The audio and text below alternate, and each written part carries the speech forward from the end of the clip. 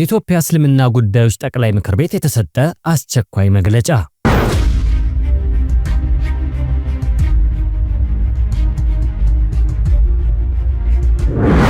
የ2018 የሐጅ ምዝገባን አስመልክቶ ከኢትዮጵያ ሙስሊሞች የጋራ ፎረም የተሰጠ መግለጫ።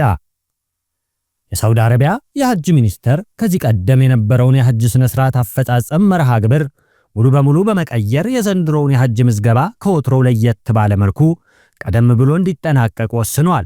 በዚህም መሰረት በ1447 ዓመተ ሂጅራ ወይም 2018 የሐጅ ምዝገባ የሚጠናቀቀው የፊታችን ሻዕባን 7 ወይም ጥር 18 ቀን መሆኑን የኢትዮጵያ እስልምና ጉዳዮች ጠቅላይ ምክር ቤት ማስታወቁ ይታወሳል። በዚህም መሰረት የምዝገባው ማብቂያ ጊዜ ሊጠናቀቅ ከአንድ ወር ያነሰ ጊዜ ብቻ እንደቀረው ያመለክታል።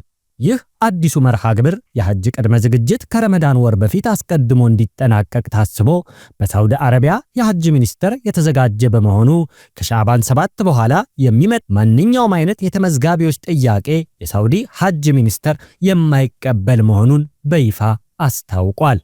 በመሆኑም የዘንድሮውን ሐጅ ለማከናወን ንያ ያላችሁ ኢትዮጵያውያን ሁጃጆች በሙሉ የቀሩት ጥቂት ቀናት በአግባቡ በመጠቀም ምዝገባችሁን በተጠቀሰው የጊዜ ገደብ ውስጥ እንድታጠናቀቁ የኢትዮጵያ ሙስሊሞች የጋራ ፎረም በአጽንኦት ጥሪውን ያቀርባል።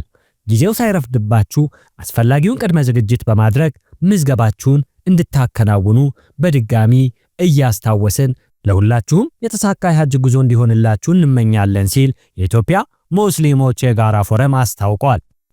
ከዚሁ ጋር ተያይዞ የሐጅ ጉዞ ተመዝጋቢዎች ምን ማሟላት ይጠበቅባቸዋል? የዘንድሮ ሐጅ ምዝገባ መስፈርቶች: የአገልግሎት ጊዜው ከአንድ ዓመት ያላነሰ ፓስፖርት፣ ማንነት የሚገልጽ መታወቂያ፣ በጀማዓ ወይንም በቡድን መጓዝ የሚፈልጉ ሙህሪም ወይም ተጣማሪ ቤተሰብ በጉዞ ሂደት እንዳይነጣጠሉ አስቀድሞ መረጃውን በማሟላት አንድ ላይ መመዝገብ። ሌላው የሳውዲ አረቢያ ሐጅ ሚኒስተር ያወጣው የጤና ምርመራ ማረጋገጫ ሰርተፊኬትና የቢጫ ወባ ክትባት ካርድ ማቅረብ። ለተጨማሪ መረጃዎች የጠቅላይ ምክር ቤቱን የማህበራዊ ትስስር ገጾች ይከታተሉ ይላል የኢትዮጵያ እስልምና ጉዳዮች ጠቅላይ ምክር ቤት። ወሰላሙ አለይኩም ወራህመቱላሂ ወበረካቱ።